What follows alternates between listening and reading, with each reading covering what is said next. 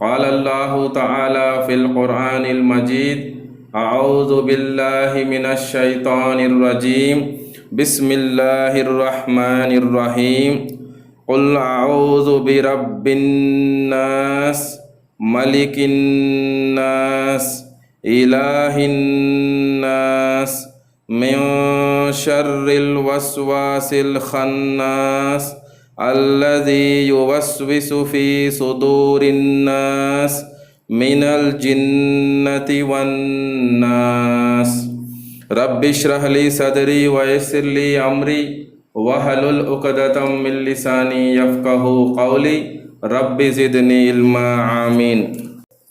My dear brothers in Islam, I have recited 6 ayat from the last surah of the Quran, An-Nas.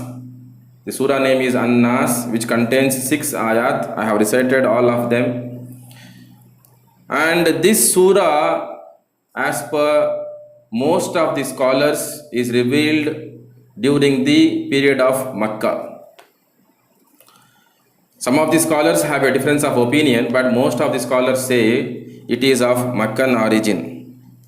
My dear brothers in Islam, this surah, along with surah number 113, Surah Al-Falaq, the ayat of these two surahs are considered as the ayat of refuge.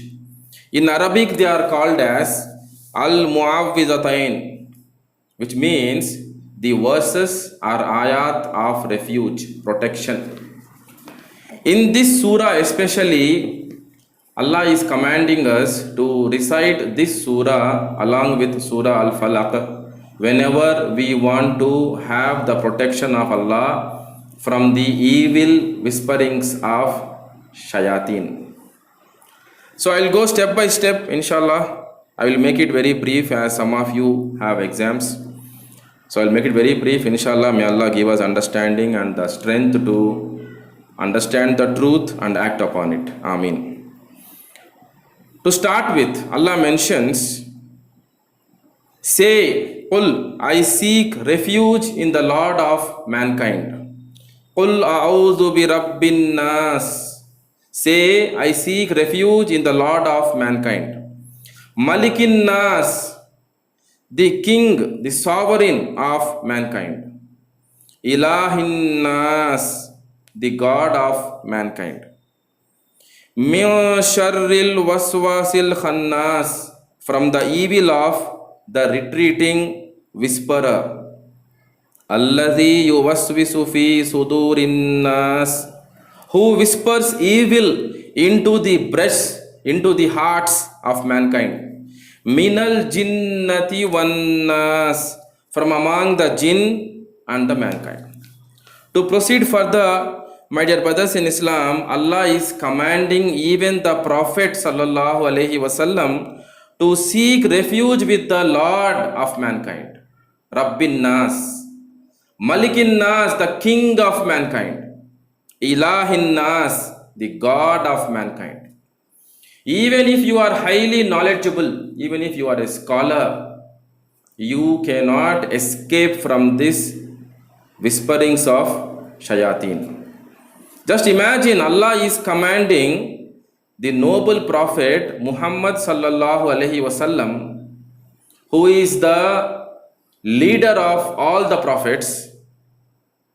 He is asking him, Muhammad sallallahu alaihi wasallam, to seek refuge with Allah by reciting this surah. Where do you and me stand?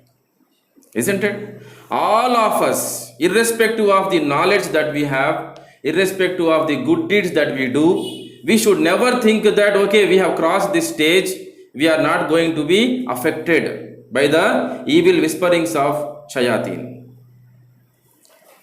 Proceeding further, these three things which Allah mentions here in the first 3 ayat have a connection with the attributes of Allah, with the lordship of Allah, with the sovereignty of Allah, and with the divinity of Allah.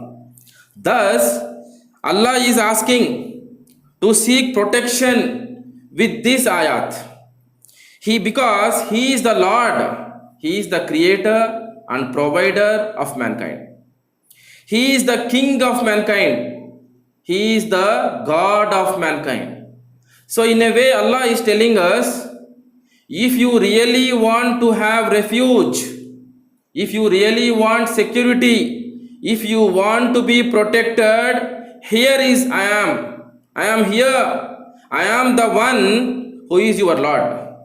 I am the one who has created you and is providing you. And I am the king of all of you. And I am the divine. I am the only one who deserves your worship by being your God. So if you really want protection, the protection is possible only with Allah. That is what Allah is mentioning in the first 3 ayat, because Allah is the creator of everything. Allah is the provider of everything. Allah is the supreme. Allah is the sovereign. And Allah is the God of everything. Allah is the God of everything that exists in this universe. It is like everything is in the control of Allah. No harm can be caused to us without the permission of Allah subhanahu wa ta'ala. So if we are seeking refuge, we have to seek refuge with Allah in a proper way. So my dear brothers in Islam, on one occasion, Prophet sallallahu alaihi wasallam said, "Ma minkum min ahadin illa qad uqila bihi qareen." There is not a single one of you except that his companion, a devil, has been assigned to him. Qareen means a companion from devils, shayateen. So Prophet ﷺ said, there is no individual, not even a single individual, nobody is exempt. Everybody is accompanied by a devil. Everybody is accompanied by a devil. Then the companions asked, what about you, O Messenger of Allah sallallahu alaihi wasallam? Are you also accompanied by a qareen, a devil?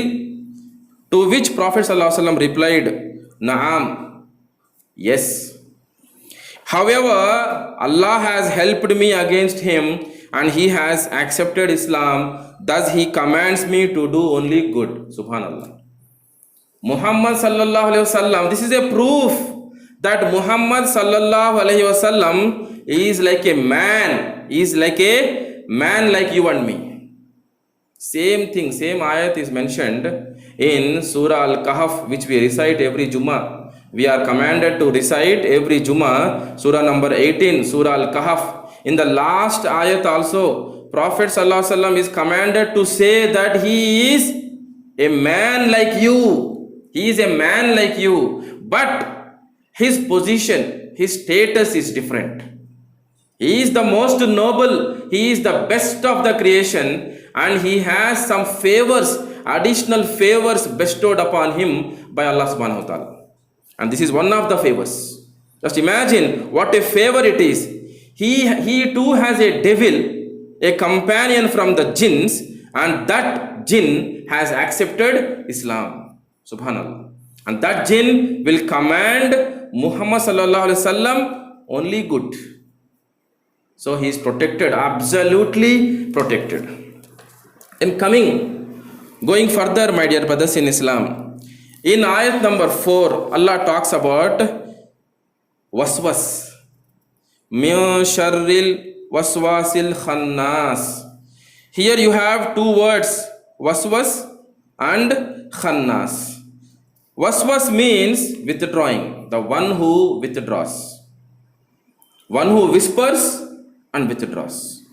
He goes in retreat. What does it mean? He whispers and he retreats, he hides. He will not go away. He hides himself. Then again he comes back. And he whispers. That is the nature of shaitan. That is the nature of shaitan. He whispers, hides, and when you are heedless, when you are absent-minded, when you are forgetful of the presence of Allah in your life, then again he comes back to you and whispers an evil idea. Whispers something evil Right? That is the nature of shaitan. And when the slave of Allah remembers Allah, he withdraws. When he whispers, when he drops an evil idea into your heart, when you remember Allah, when you say, A'udhu billahi minash shaitanir rajim, something like that, he runs away from that place. He hides. He hides. Similarly, what do you think he will do when the slave obeys the shaitan? When the slave remembers Allah, he goes away, he hides for a while. But when the slave obeys the shaitan, then also he hides. Remember this point. Then also he hides, he withdraws. He leaves that slave of Allah with the consequences of those actions which he has performed by obeying the command of, by obeying the idea of, by obeying the evil plot of shaitan. I have nothing to do with you now. You have performed the action. Now you have to face the consequences. He escapes. He withdraws. When you obey Allah, when you remember Allah, he withdraws to come back again. He withdraws to come back again. And when you obey shaitan, then also he withdraws and he leaves you for a while, so that you bear the consequences of your own actions. It's like, I am not going to have any share. You performed an action. I have just invited you. On the day of judgment also, shaitan will give a speech which Allah has documented, Allah has recorded in Surah Ibrahim, Surah number 14, if I remember properly, ayat number 22. Allah mentions the speech of shaitan. Shaitan will say on that day that I have only invited you and my promises are false. Allah is truthful. You have obeyed me. I have nothing to do with what you have done. So curse yourself. Curse yourself. Same. That is the nature of shaitan. My dear brothers in Islam, then you find in the ayat number 5, Fi sudurin nas. Fi sudurin nas. He whispers into the hearts of mankind, into the breasts of mankind. And non-Muslims don't know about this presence of shaitan, what is his nature. Christians are aware of shaitan, but they don't have clarity, that much clarity which we have, right, as Muslims, alhamdulillah. So here Allah mentions that he whispers into the sudur. Sudur means breasts, hearts of mankind. And the human being, that slave of Allah, starts believing that this is my idea. It is not actually his idea. It is a whisper. It is an idea dropped by shaitan into our heart, into our mind. And he will do that in a process, in a particular procedure. In a particular procedure, he will do that. He will come with a series of attempts. He whispers, withdraws, whispers, withdraws, whispers, withdraws. He is not going to tempt you immediately. He is not going to tell you, right, go and commit this sin, because we know what is a sin. He will not going to tell you like that. In a series of events, he will say this is nothing wrong. Then he makes you slip in that. You start believing that this is my idea, and a desire is invoked in your heart. Idea becomes a desire, and the desire becomes so strong with the repeated attacks of shaitan, by the repeated attacks of shaitan, that the slave of Allah intends to commit sin. So the idea becomes a desire, desire becomes intention, and he will act upon that intention, and then that becomes sin. Then that becomes sin.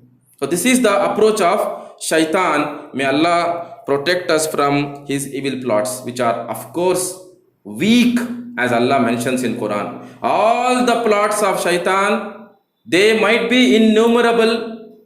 Maybe Allah knows the exact count of his evil plots, but Allah mentions in Quran that all his evil plots are weak.